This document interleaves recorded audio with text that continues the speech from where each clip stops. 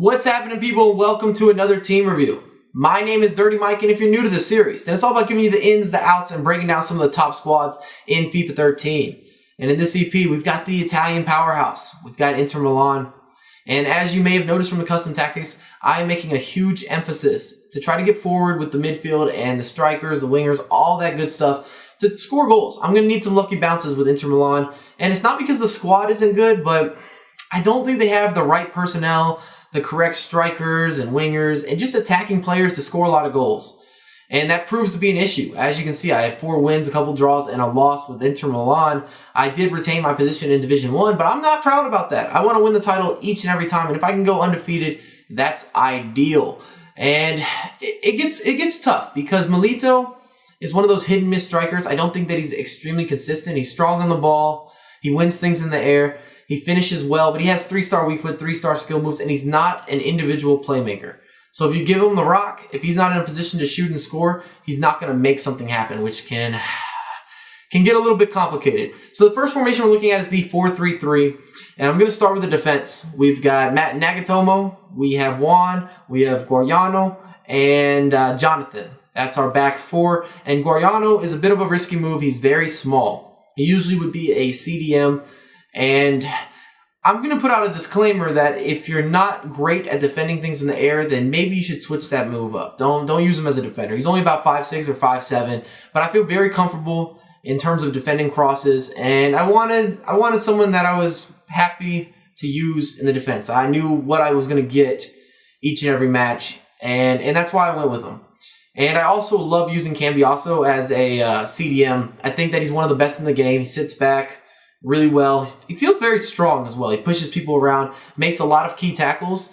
But the big issue I was having with Inter Milan, I was not winning the matchups in the midfield. Guarin, who else do I have? Cassano.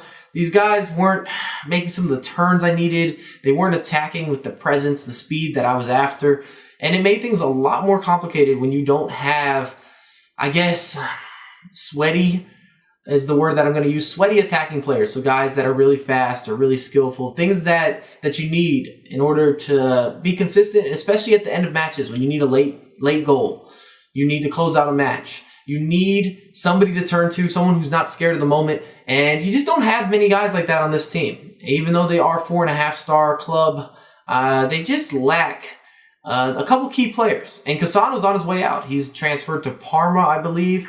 And he's not going to be at the club anymore. So you're losing someone that does have the 4-star skills, the 4-star weak foot. However, he's slow. And that's kind of a downfall with him because in head-to-head, skill moves don't make you extremely fast the same way they do in Ultimate Team. And the second formation we're looking at is the 4-1-2-1-2. And I used Palacios up front with Milito. And that was not a bad partnership, a pretty good combination, but you could not get the right support. Pereira did a terrible job supporting from either the outside midfielder role or the winger role. They didn't make the right runs. I was so disappointed. I had a lot of big expectations for Inter Milan. I had heard quite a few good things. I had friends that really enjoyed using them this year, even though they were lacking some major players. But I was let down, plain and simple. And make sure to drop a comment and let me know which squad you want to see me use next, and kind of break down and go through with a full team review. And I did score 22 goals while conceding 10, and unfortunately I conceded the goals in the matches where I really needed to play a little bit better on the defensive end, or I needed a big goal and I didn't get it. And that's sometimes how FIFA can humble you real quick.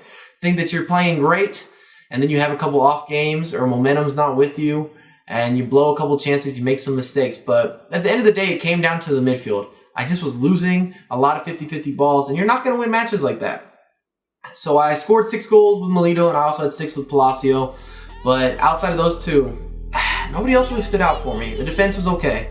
So if you enjoyed the video, make sure to drop a thumbs up, subscribe to my channel, and follow me on Twitter at Mike09USA. I'm going to have a lot more content come for you ASAP. She's a freak, what they call R&B. Plus she ride it like a chopper, dancing all on the beat. All on the beat, private parties in the back, in the